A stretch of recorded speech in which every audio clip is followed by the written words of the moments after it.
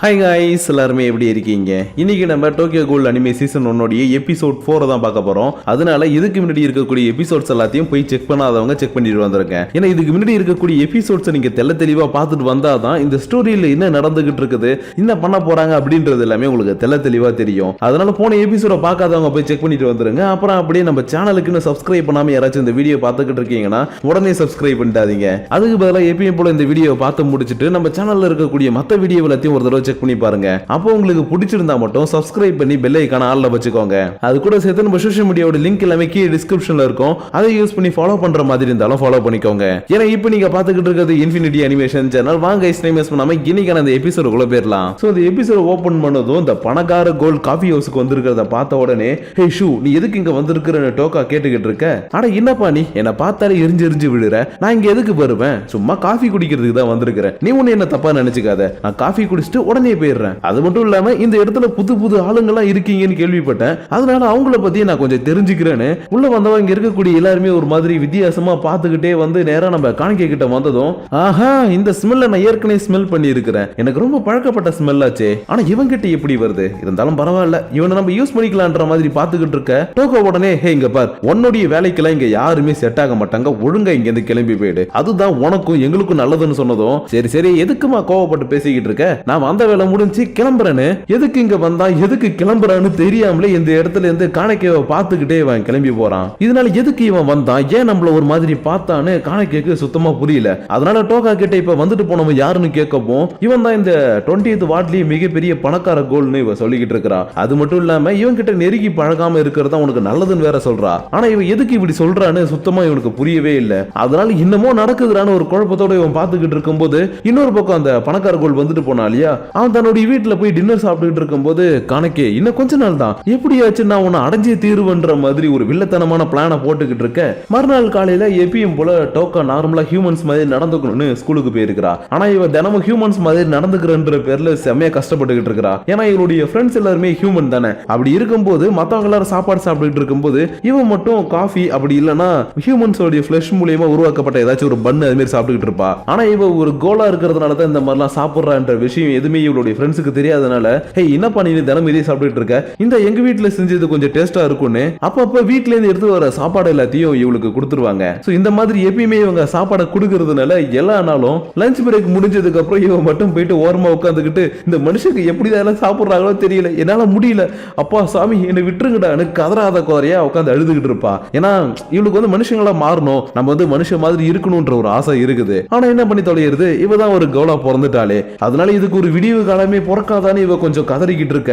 இன்னொரு பக்கம் அண்டேக்குள்ள இருக்கக்கூடிய காணிக்கைவுக்கு சில ஃபைட்டிங் டெக்னிக்ஸ் எல்லாத்தையும் கத்து கொடுக்கணுன்றதுக்காக ரெஞ்சி கிட்ட சொல்லி ஃபைட்டிங் டெக்னிக் இந்த வயசானவர் சொல்லி கொடுக்க சொல்றாரு. அதனால ரெஞ்சி இவனை யாருமே இல்லாத ஒரு இடத்துக்கு கூட்டிட்டு போனதுக்கு அப்புறம், இங்க பார்ப்பா நீ ஒரு கோலா மாதிரி கிட்டத்தட்ட ஒரு 4 மந்த்துக்கு மேல ஆயிடுச்சு, இருந்தாலும் உனக்கு இன்னமும் சண்டை போடுறது எப்படின்னு தெரியாது இல்லையா, அதனால நான் இப்ப அதை உனக்கு சொல்லி தர போறேன். அதனால என்னுடைய அட்டாக்க தடுக்கிறதுக்கு ரெடி ஆகிருன்னு ஒரு போன அடி அடிக்க, ஐயோ என்ன விட்டுருங்க, நான் இதுக்கு ரெடி ஆகல, ப்ளீஸ் எனக்கு தடுக்கிறதுக்கு கொஞ்சமாச்சும் டைம் கொடுங்கன்னு ரெஞ்சியோடைய ஃபாஸ்டான அட்டாக்கு ஈடு கொடுக்க முடியாம இவன் திணறிக்கிட்டே இருக்கிறான். இதனால ரெஞ்சியும் சரி ஓகே இன்னைக்கு ட்ரைனிங் முடிஞ்சு, இது ட்ரைனிங் முடிஞ்சா என்னங்க வந்தீங்க அட்டாக் பண்ணீங்க டக்குன்னு ட்ரைனிங் முடிஞ்சுன்றீங்க. ஆமா இன்னைக்கு உனக்கு ட்ரைனிங் முடிஞ்சு, ஏன்னா ஒரு கோலோடைய அட்டாக் எப்பயுமே ஃபாஸ்டா இருக்கும். அதனால நீ ஒரு கோலா இருந்து அட்டாக்க தடுத்தா மட்டும்தான் உன்னால இந்த ட்ரைனிங்கை ஃபுல்ஃபில் பண்ண முடியும்னு இவனுக்கு சில அட்வைஸை போட்டதுக்கு அப்புறம் இவனும் சரி ஓகே நான் நெக்ஸ்ட் டைம்ல இருந்து உங்களுடைய அட்டாக்க தடுக்க பாக்குறேன்னு சொல்லிட்டு மறுநாள் ஆனதும் டோக்கா எப்படி ஸ்கூலுக்கு போயிட்டு மத்தவங்க முன்னாடி நார்மலா இருக்கிறாளோ அதே மாதிரி இவனுமே நார்மலா இருக்கணும்ன்றதுக்காக மறுநாள் காலேஜுக்கு வந்ததுக்கு அப்புறம் குட்டி பொண்ணு கிட்ட இருந்து வாங்கின அந்த புக்கை வச்சு படிச்சுக்கிட்டு இருக்கிறான். அப்ப இந்த இடத்துல என்னப்பா நீ இனிமே புக்கு படிப்பியான்னு ஒரு குரல் கேக்குது. யாரான்னு பார்த்தா இங்க வந்திருக்கிறது ஷூ, அதாவது ஒரு பணக்கார கோழி இவனுடைய காஃபி ஹவுஸ்க்கு வந்துட்டு போயிருந்திருப்பான் இல்லையா, அவன் தான் இந்த இடத்துல கொஞ்சம் காஸ்டியூமை மாத்திக்கிட்டு இவனுக்கு ஏத்த மாதிரி பேசணுன்றதுக்காக இந்த இடத்துக்கு வந்திருக்கான். அண்ட் இவன் இந்த இடத்துக்கு வந்திருக்கிறதுக்கு காரணம் என்னன்னு இவனுக்கு தெரியல. இருந்தாலும் இவன் இந்த காலேஜ்ல படிக்கிறதுக்கு வாய்ப்பு இருந்தாலும் இருக்குன்னு, நீங்க இந்த காலேஜ்ல படிக்கிறீங்கன்னு கேட்க, இல்ல நான் காலேஜ்ல எல்லாம் படிக்கல, ஒன்ன பார்க்கணுன்றதுக்காக தான் வந்தேன். ஏன்னா எனக்கு தெரிஞ்ச ஒரு கோல் ஒன்ன மாதிரி தான் எப்பயுமே புக்கை வச்சு படிச்சுக்கிட்டே இருப்பா. ஆனா அவளை இப்ப ரீசெண்ட் டேஸா என்னால பார்க்க முடியல. அது மட்டும் இல்லாம அவன் மேல இருக்கக்கூடிய ஸ்மெல் ஓ மேலேயும் இருக்குது. அதனாலதான் நான் தேடுற ஆளை பத்தி உனக்கு ஏதாச்சும் தெரியுமான்னு கேட்கலான்னு வந்தேன். ஆனா அதுக்கு முன்னாடி நீ இந்த இடத்துல புக்கை உட்காந்து படிச்சுக்கிட்டு இருக்கிற, அதுவும் எனக்கு ரொம்ப பிடிச்ச ஒரு ஆர்த்தருடைய புக், இது ரொம்பவே ரேர்னு கேள்விப்பட்டேன். அதனால நீ இதை படிச்சு முடிச்சதுக்கு அப்புறம் எனக்கும் படிக்க தெரிவியான்னு கேட்க, காணக்கேவுக்கு அப்படியே தன்னைத்தானே பாக்குற மாதிரி இருக்குது. அதாவது இவனுமே சின்ன பொண்ணு கிட்ட போயிட்டு இந்த புக்கை படிக்க தெரியான்னு கேட்டுட்டு இருந்தாலியா, அதே மாதிரி இவனு வந்து புக்கு படிக்க தெரியான்னு கேட்கறத பார்த்ததும் சரி ஒரு பிரச்சனையும் கிடையாது, ஆனா என்ன இந்த புக்கை என்கிட்ட கொடுத்தவங்க கிட்ட ஒரு வார்த்தை நான் கேட்டுட்டு உன்ட்ட நான் கொடுக்குறேன்னு சொன்னதும் இவனும் சரி ஓகே எதுவா இருந்தா பரவாயில்லப்பா இந்த புக்கு கிடைச்சா போதும். அண்ட் நான் போறதுக்கு முன்னாடி ஒரு விஷயம் சொல்லிட்டு போறேன், நீ எங்க வீட்டுல நான் கொடுக்கக்கூடிய பார்ட்டியில வந்து கலந்துக்க முடியுமாப்பா? ஏன்னா எனக்கு பிடிச்ச எல்லாருமே அந்த இடத்துக்கு நான் வர சொல்லி இருக்கிறேன், அதனாலதான் இப்போ உன்னை எனக்கு ரொம்ப பிடிச்சிருக்குதுன்றதுனால உன்னையுமே இன்வைட் பண்றேன். சோ இந்த வீக்கெண்ட் உன்னுடைய ஒர்க் எல்லாம் முடிக்க போக உனக்கு டைம் இருந்ததுன்னா என்னுடைய பார்ட்டியில வந்து கலந்துக்கோப்பான்னு இவங்க கிட்ட ஒரு இன்விடேஷனை கொடுத்துட்டு போக இவனுக்கு ஒரே ஒரு குழப்பம் வந்துருச்சு. என்னன்னா டோக்கோ அவங்க கிட்ட பழகாத அவன் ஒரு சரியான ஆள் கிடையாது அப்படின்ற மாதிரி எல்லாம் சொல்லியிருப்பா இல்லையா, அதனால இவன் கூப்பிடுறான். இவன் கூப்பிடுற இடத்துக்கு போலாமா வேணாமான்னு இவன் யோசிச்சுக்கிட்டே இருக்கும்போது யோசிமுராவும் என்னப்பா இன்னைக்கு ட்ரைனிங் போலியான்னு கேட்கும் போதுதான் ஐயோ இன்னைக்கு ரெஞ்சி ட்ரைனிங் வர சொன்னார்லன்னு இவனை அடிச்சு பிடிச்சி திரும்பவும் ட்ரைனிங் போறான். ஆனா போன தடவை மாதிரி இந்த தடவையும் இவனால சரியா இவருடைய அட்டாக் எல்லாத்தையுமே கணிக்கவே முடியல, அந்த அளவுக்கு ஃபாஸ்டா இருக்கவும் என்னால முடியலங்க நாளைக்கு பாத்துக்கலாம்னு சொல்லிக்கிட்டு இருக்கும் போதே தம்பி நீ இப்ப என் கூட ஒரு இடத்துக்கு வா, நான் உன்னை ஒரு இடத்துக்கு கூட்டிட்டு போறேன். ஏன்னா ஒரு கோலா இருந்துகிட்டு வெறும் காஃபி ஷாப்ல மட்டும் ஒர்க் பண்ணக்கூடாது, அப்ப சில இடத்துக்குலாம் போய் வரணும்னு இவனை பக்கத்துல இருக்கக்கூடிய ஒரு பாருக்கு கூட்டிட்டு வராரு.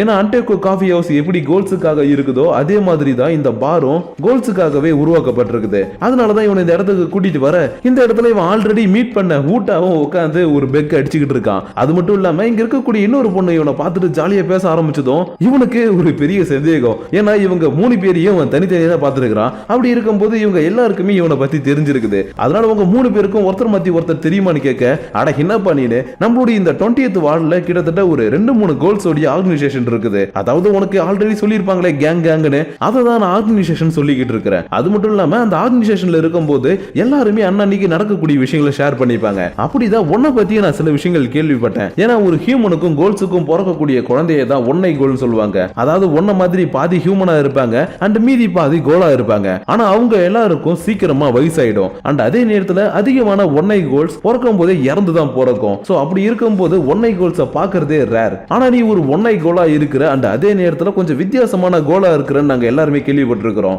அதனால நீ எந்த அளவுக்கு வித்தியாசமானவன்றதை நான் தெரிஞ்சுக்கிட்டே ஆகணும்னு இந்த பொண்ணு ஒரு கிளாஸ் ரத்தத்தை அப்படியே இவன் மேல ஊத்தி விட இவனுக்குள்ள இருக்கக்கூடிய அந்த கோல் தன்மை வெளியில வந்துருச்சு. அதாவது இந்த ரத்தத்தை எல்லாத்தையும் ஸ்மெல் பண்ணாதானே இவனுக்குள்ள இருக்கக்கூடிய அந்த கோல் வெளியில வரும். அதனாலதான் இவன் மேல ரத்தத்தை ஊத்துனதும் அந்த ஒன்னை கோல் வெளியில வர பரவாயில்ல நான் நினைச்ச மாதிரி நீ ஒரு ஒன்னை கோல் தான், ஆனா நீ எதுக்கும் கவலைப்படாத, நாங்க எல்லாருமே உன் சைடுல இருக்கிறோன்றதுனால உன்னை நாங்க எதுவுமே பண்ண மாட்டோம். சப்போஸ் நீ தவிர வேற ஏதாவது கேங்ல மாட்டிக்கிட்ட உன்னை பொடி போட்டுருவாங்க மௌனின்ற மாதிரி சொல்லவும் ஓகே ஓகே அதெல்லாம் நான் பாத்துக்கிறேன், இருந்தாலும் எனக்கு ஒரு கேள்வி இருக்குது, உங்களுக்கு யாருக்காவது ரீசேவை பத்தி தெரியுமான்னு கேட்ட உடனே இந்த பொண்ணுக்கு லைட்டா கொஞ்சம் ஷாக் ஆயிடுச்சு. ஏன்னா இவளுக்கு ஒரு ஸ்மெல் வருதுன்னு சொல்லிட்டு இருந்தா இல்லையா, அது ரீசே கிட்ட இருந்து வரக்கூடிய ஸ்மெல் தான். அதாவது இந்த கோல்ஸ் எல்லாராலையும் ஹியூமனுடைய ரத்தத்தோடைய ஸ்மெல் எப்படி ஸ்மெல் பண்ண முடியுதோ அதே மாதிரி தான் கோல் ஸ்மெல்ல இருந்து வரக்கூடிய யூனிக்கான ஸ்மெல்லையும் ஸ்மெல் பண்ண முடியும். அதனாலதான் இவன் ரீசேன்ற ஒரு பேரை சொன்ன உடனே ஹே இங்க பாருப்பா அவளை பத்தி எங்களுக்கு நல்லாவே தெரியும், அவன் சரியா ஒரு 6 மாசத்துக்கு முன்னாடி தான் நம்ம 20th வார்டுக்கு வந்தா, ஆனா அதுக்கு முன்னாடி எந்த வார்டுல இருந்தான்னு எங்களுக்கு தெரியல. அது மட்டும் இல்லாம அவ வந்ததுல இருந்து இந்த 20th வார்டுல எக்கச்சக்கமான பிரச்சனைங்க இருந்தாலும் இப்ப ரீசன்ட் டேஸாவே அவளுடைய பிரச்சனை எல்லாமே இல்லாம இருக்குது, என்னடா நடக்குதுன்னு யோசிச்சுக்கிட்டே இருந்தேன். ஆனா அதுக்கான காரணம் என்னன்னு இப்ப எனக்கு தெரிஞ்சிடுச்சு.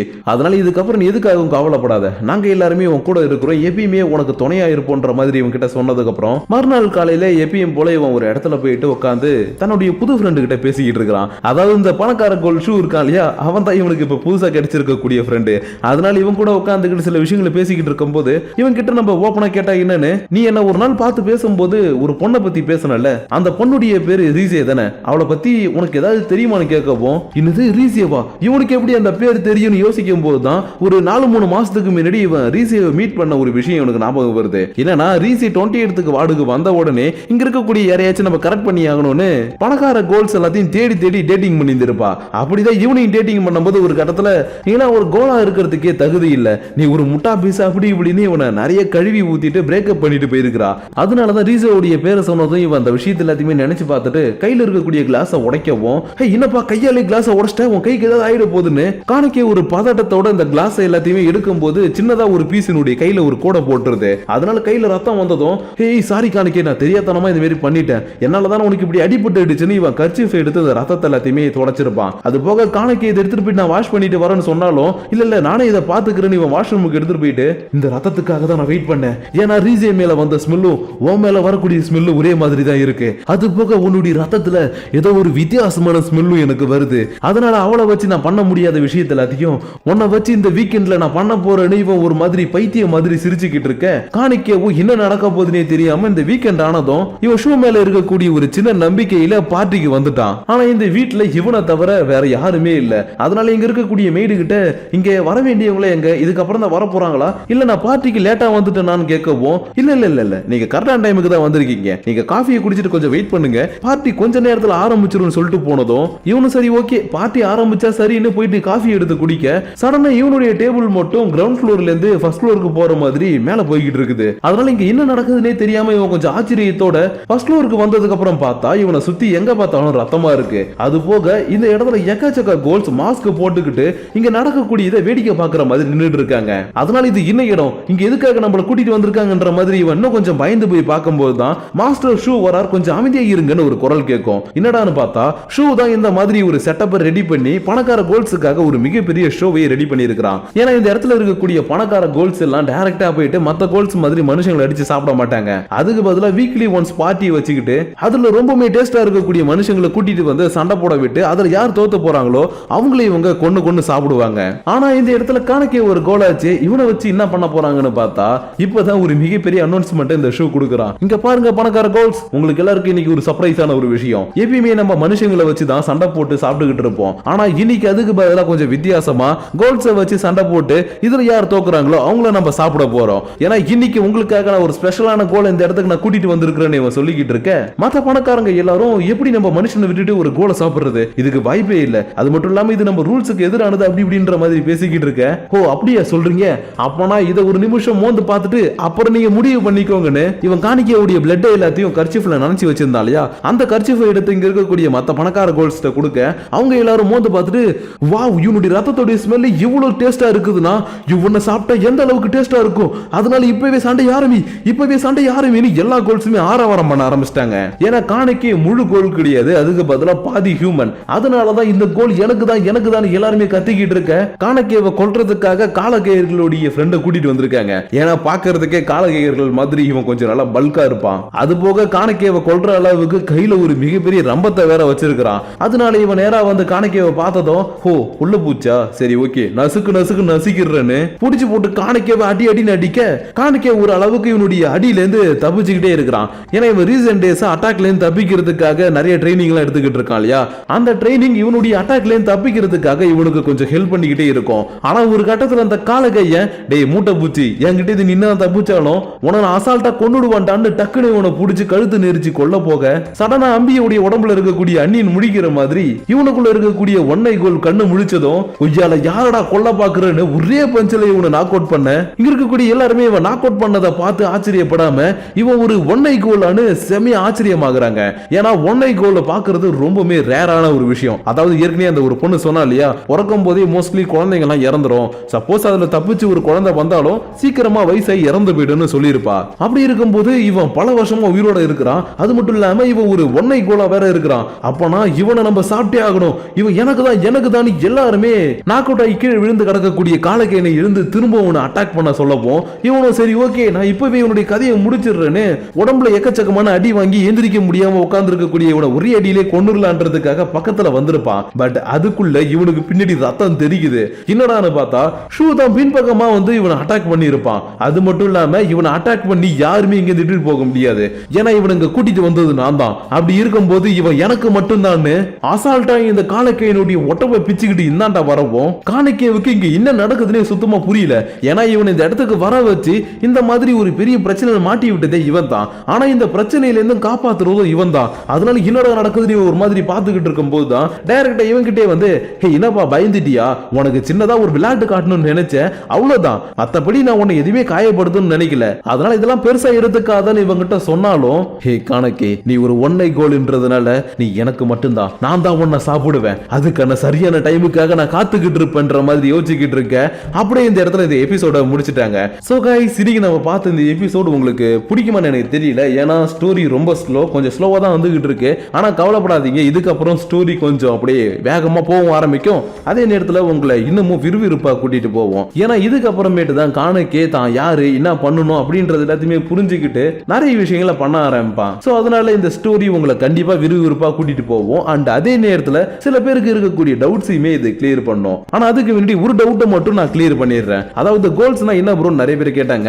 கோல்ஸ்னா வேற எதுவும் கிடையாது, பேய்னு அர்த்தம். அதாவது பேய் பிசாசுன்னு சொல்லுவாங்க இல்லையா, அந்த மாதிரி கோல்ஸ்னா பேய் தான் அர்த்தம். நீங்க நம்பலாம் கூகுள்ல போயிட்டு டிரான்ஸ்லேட்டர்ல போட்டீங்கன்னா கூட பேய் தான் வரும். அதனால கோல்ஸ் எல்லாருமே பேயினே கன்சிடர் பண்ணிக்கிங்க. இல்ல அப்படி கன்சிடர் பண்ணது கொஞ்சம் கஷ்டமா இருக்குன்னா ஒரு வித்தியாசமான டீமன் கன்சிடர் பண்ணிக்கோங்க. அது உங்களுக்கு இந்த ஸ்டோரியை கொஞ்சம் புரிஞ்சுக்கிறதுக்கு ஈஸியா இருக்கும். அண்ட் அதே நேரத்தில் இந்த வீடியோவை பத்தின உங்களுடைய பர்சனல் தாட்ஸ் அண்ட் வியூஸை கமெண்ட் பண்ணும்போது தான் அது எனக்கு நெக்ஸ்ட் வீடியோவுக்கான ஒரு லீட் அப்பா அமையும். அதனால முடிஞ்ச அளவுக்கு இந்த வீடியோ பத்தின உங்களுடைய பர்சனல் தாட்ஸ் அண்ட் வியூஸை மறக்காம கீழே கமெண்ட் பண்ணுங்க. அப்படி நீங்க பண்ணக்கூடிய அந்த கமெண்ட்ஸோட சேர்த்து நான் உங்களை நெக்ஸ்ட் எபிசோட மீட் பண்ற வரைக்கும் உங்களிடமிருந்து விடைபெறுவது உங்கள் நான்.